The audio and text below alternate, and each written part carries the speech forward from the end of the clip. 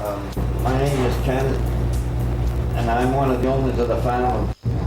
Then I have two brothers in with me on this. My oldest brother, he takes care of most of all field work. And my younger brother does all the delivering of the milk. And I take care of the cows and the processing of the milk. And the farm was started in 1885.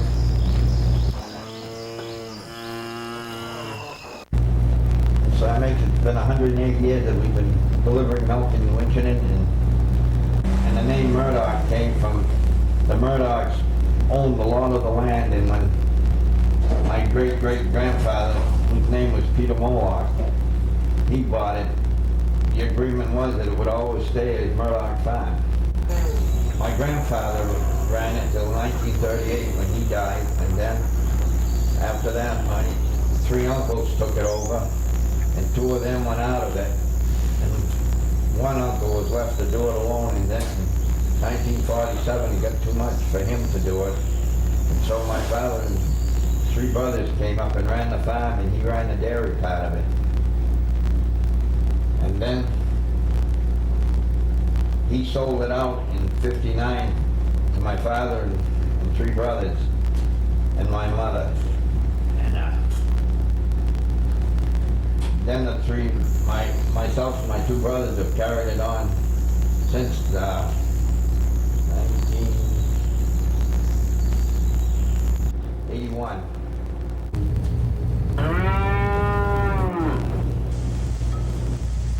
And then of course the farm runs the year round there. We put up milk. Springtime is usually the busiest there during the planting season. And then right after that comes hay, and then our second crop comes along, second or third crop, it depends on the weather a lot, and then we go to harvesting the corn. On this corn here, we have trouble with armyworms. They eat all the leaves off of it there, and a year ago they cleaned this whole field off, right down to nothing. We got absolutely nothing off of it because of the armyworm. This year here, they didn't bother until just recently, and they'll only pick on the younger corn. And then during the winter, we just usually spread the manure and take care of the cattle, and we cut wood and clear brush along the walls, and there's always something to do. We've got about 400 acres that we use there for the feeding and the pasturing of the cattle, and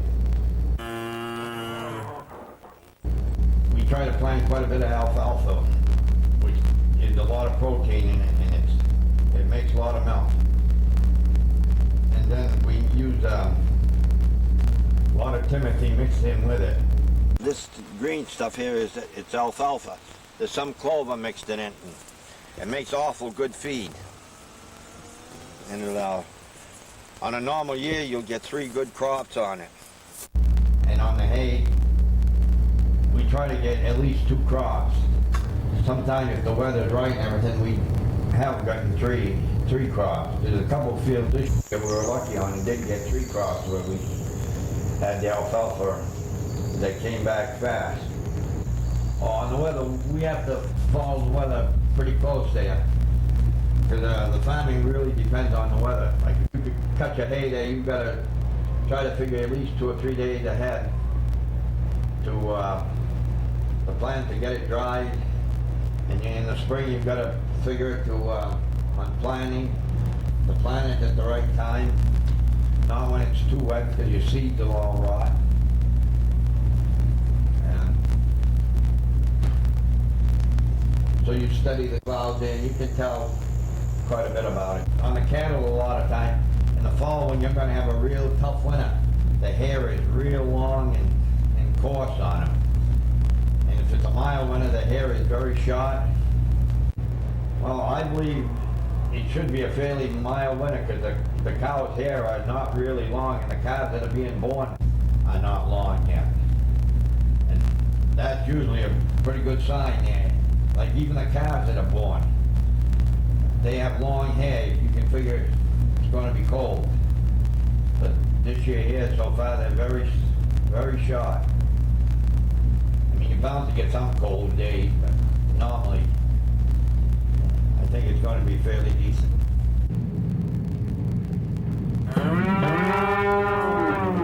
In 1960, we started up a dairy bar.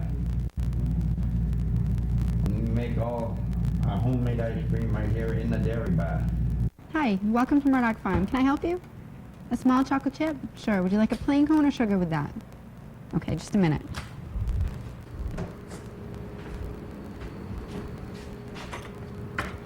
Michael.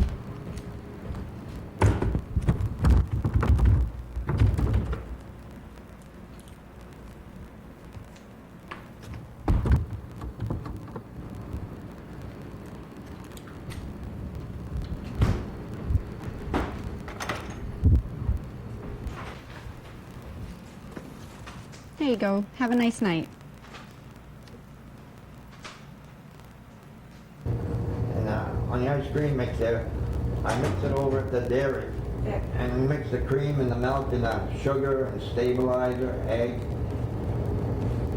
and corn syrup all in together, and we mix it all up. It's got to be pasteurized, and then we have to homogenize it, and then it has to set 2 days before you can make it into ice cream. And then I have a 10-gallon maker and a 5-gallon maker, which on the 10, it comes out at about 28 degrees. It looks like the soft ice cream. And then we put it into this hardening room to freeze it, and it's 20 below zero in there. And it has to set overnight. And then we you can put it out there to temper it off. It's got to be out at least 5 or 6 hours before you can scoop it. The cows have to milk twice a day. We usually start milking them between 5:30 and 6 in the morning, and then about 5 in the afternoon, 4:30 to 5 in the afternoon. We use 6 machines to milk. When you walk, we have to have the cows let their milk let down. You have to wash the udder first, and then you test it. You take a few strips out each one to make sure that the milk is clear and is good. And then you put the machine on, and it takes about, probably on average of 5 minutes to milk each cow. And their average production right now is somewhere around 50 pounds a day per cow, and we get about a little over 400 gallons a day. And then the milk goes into a bulk tank where it's cooled down from 101 degrees down to about 34, and it stays overnight there. And then we pasteurize it the next morning. And the pasteurizing goes, you got to heat it up to 145 degrees for 30 minutes. And then you bottle it into whatever containers you want to put it in, which we use mostly all plastic now. And right now we're putting out somewhere around 1,600 parts of milk a day. On the cattle, we have the cattle calving year round to keep the milk production pretty even.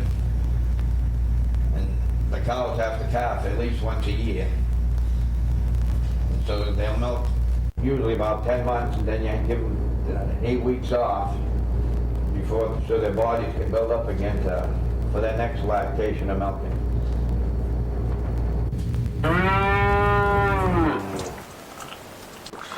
The more I look at it, the feet are pretty good size on that thing. It's going to be a big calf. I may have to help her.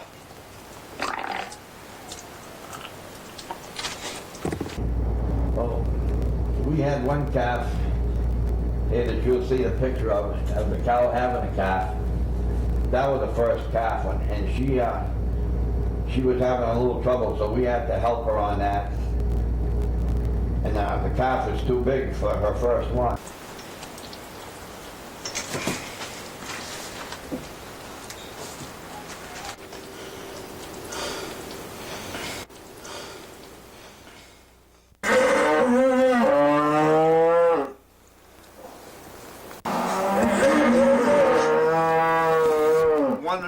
2 inches more.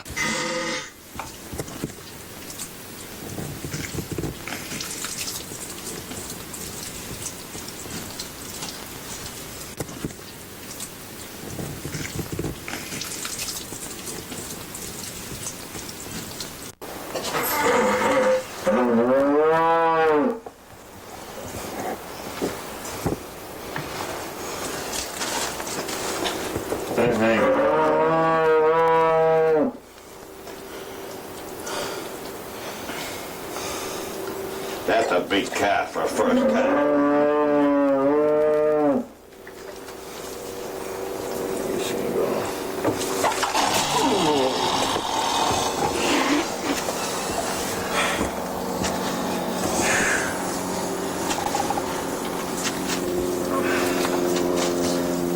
That calf there, we sold it, it was 48-year-old, and it weighed 144 pounds.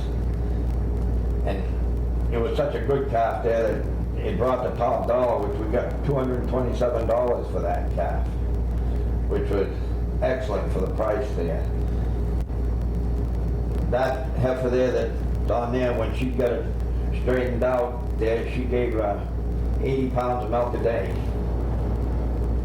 which is very good for a first calf heifer.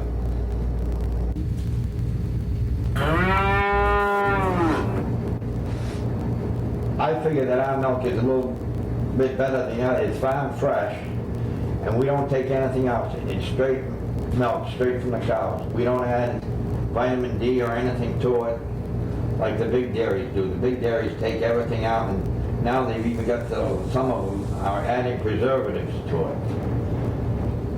Our price may be a little bit more than in the store, but actually you're getting a better product. Most all our milk is delivered retail. We go house to house, which is getting to be very rare.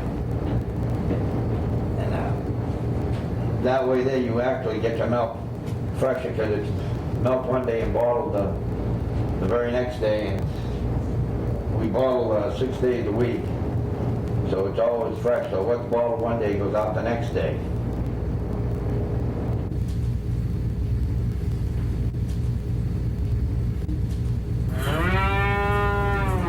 No, it's not easy to be a farmer, and it's getting worse all the time. There's only 2 dairy farms left in Winchendon.